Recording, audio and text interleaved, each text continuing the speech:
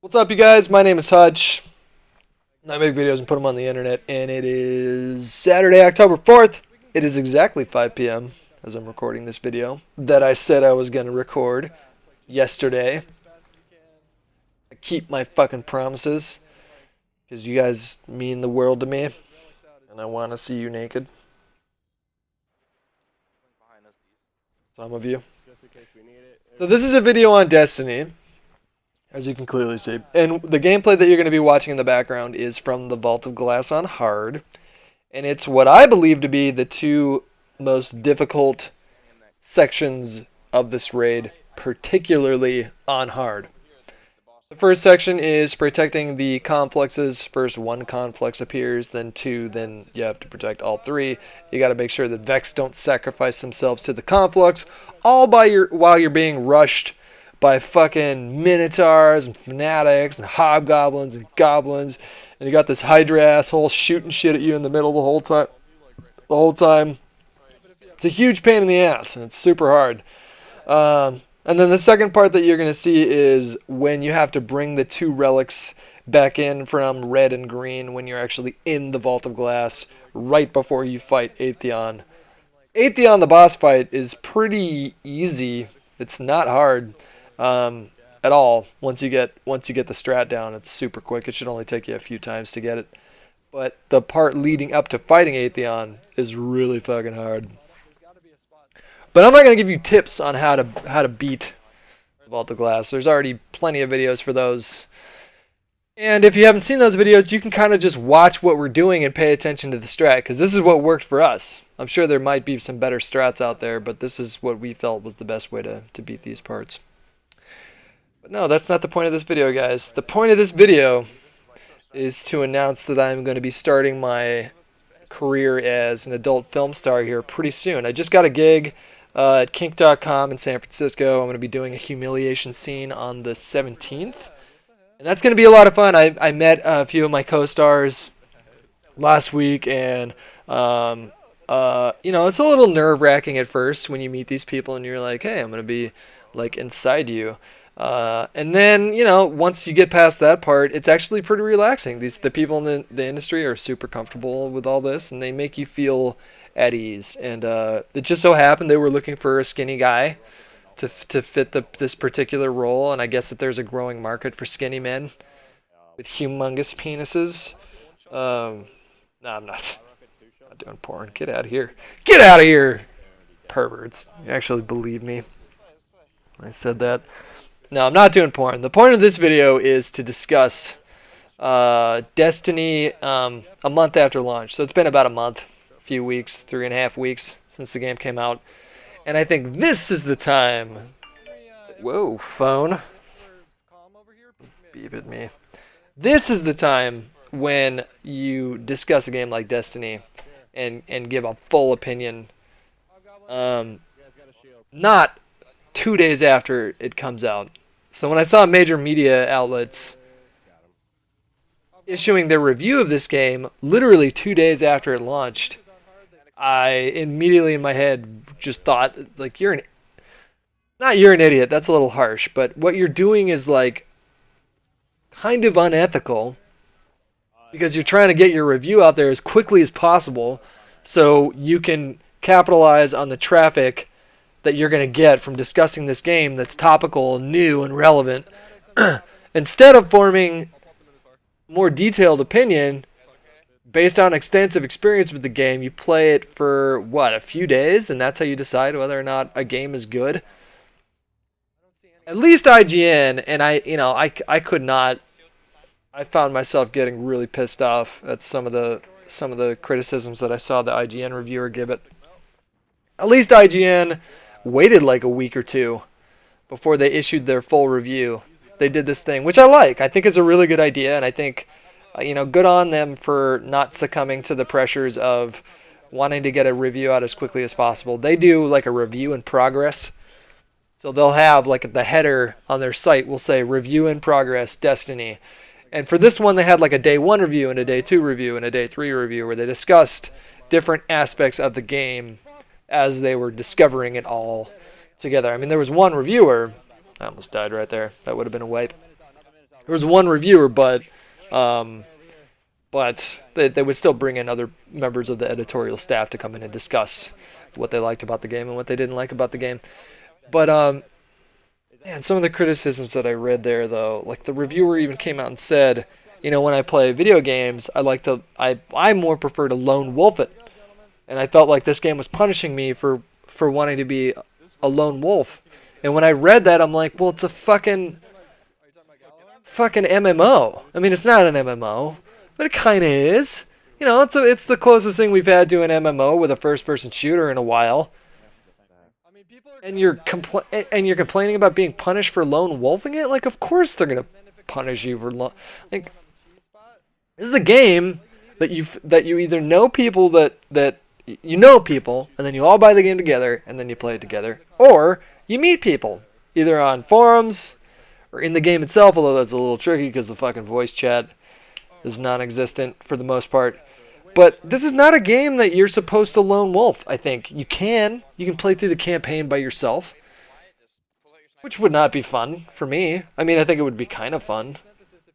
I think I would still have fun if I lone wolf this game, just because I'm addicted to loot drops. I'm just a loot drop whore when it comes to games.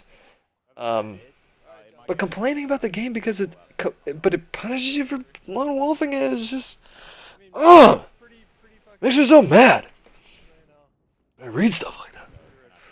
And then a lot of the reviewers too, like I read one of them, which just, you know, I'm not gonna lie, just gaming media in general, they all sound like pretentious nerds to me. And I know it's pretty hypocritical for me to say, you know, call someone a nerd because like I play games probably more than most, probably more than like 99.9% of people.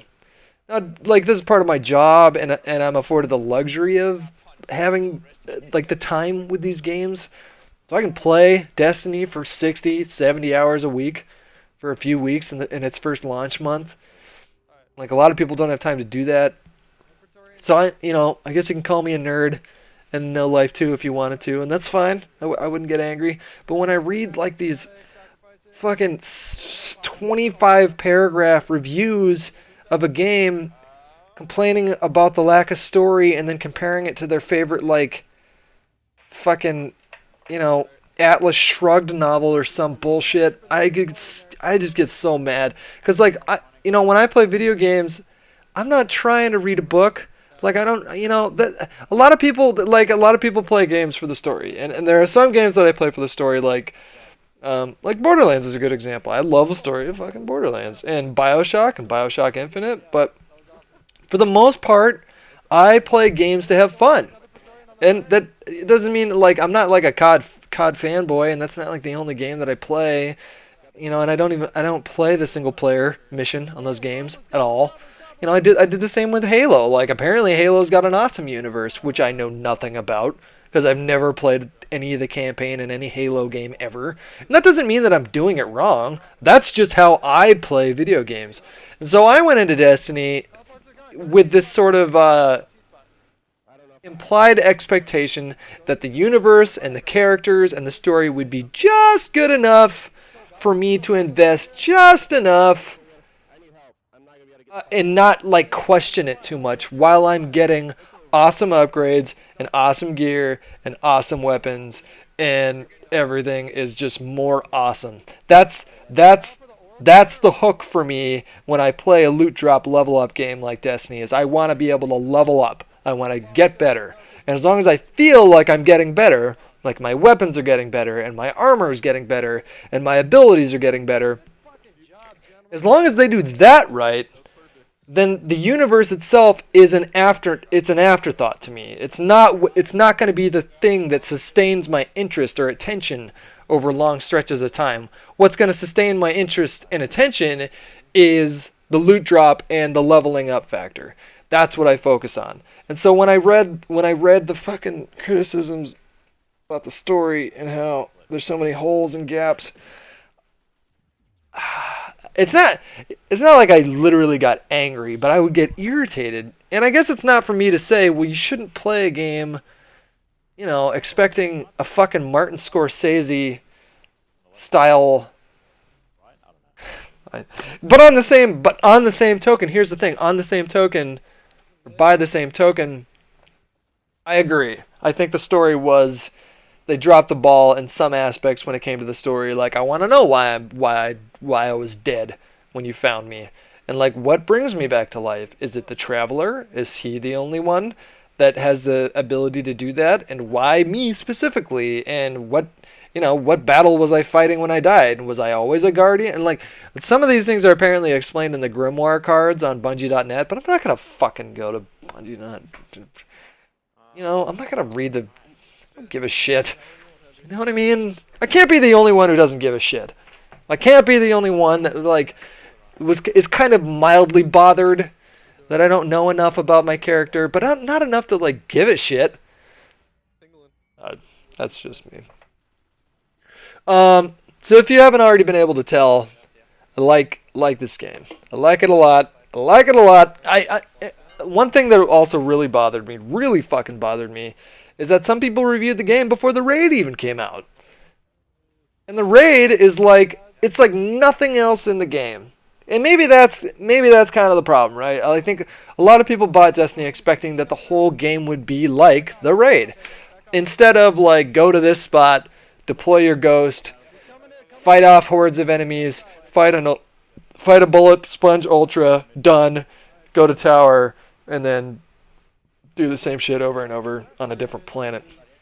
I think maybe some people were maybe expecting and hoping for... Oh god, I fucking suck with rockets, don't I? Some people were hoping that it would be more like this, that it would be having to play with your friends cooperatively and figuring out puzzle-type scenarios cooperatively, instead of sort of just shooting mindless drones and mindless waves of stupid enemies that just keep doing the same thing, and then the boss is just a bigger version of that enemy. Okay, that criticism maybe I can get behind as well, but at the same time, fucking Diablo 3, it's the same shit.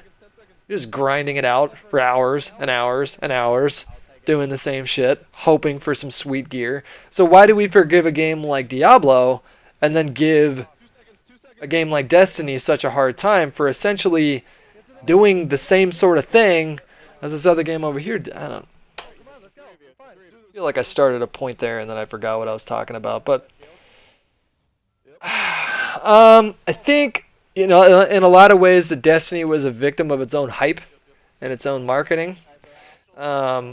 I agree with what I hear some people saying, which is that Destiny probably wasn't marketed as well as it could have been, and they probably should have given players a more clear understanding of what exactly the game was trying to accomplish and how you're exactly going to be playing the game.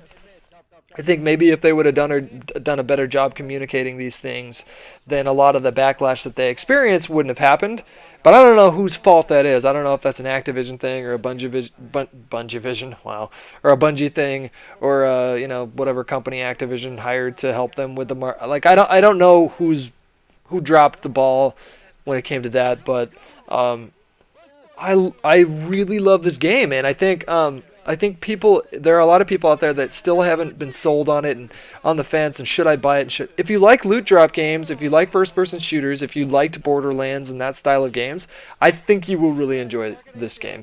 And you guys in the comments, leave a comment. Let me know, because there are going to be some people watching this video that haven't decided whether or not to get it, and I probably didn't make the most organized video. And when it comes to presenting my thoughts in an articulate way and keeping things coherent, hopefully I didn't ramble too much. But for people that have played the game, there's a lot of negative comments on YouTube, and I'd like to see the people that like the game speak up as well. So if you do like the game, speak up in the comments and, write your reasons for why you enjoy it, and, pitch people. And I don't get any fucking commission on like selling copies of Destiny, but if you had to pitch the game to someone who was on the fence, what would you say, and what sort of feedback would you give them? And I just see a lot of negative comments and not a lot of positive comments. And I'd like to I don't only want to see positive comments because I welcome variety and diversity of opinion, but I do want to see the people that enjoy the game speak up a little bit more, particularly in this video, if you feel like leaving a comment. Alright, that's my video, guys. I'm going to go watch Gone Girl. and enjoy the rest of my weekend. And I hope you guys do the same. All right, bye.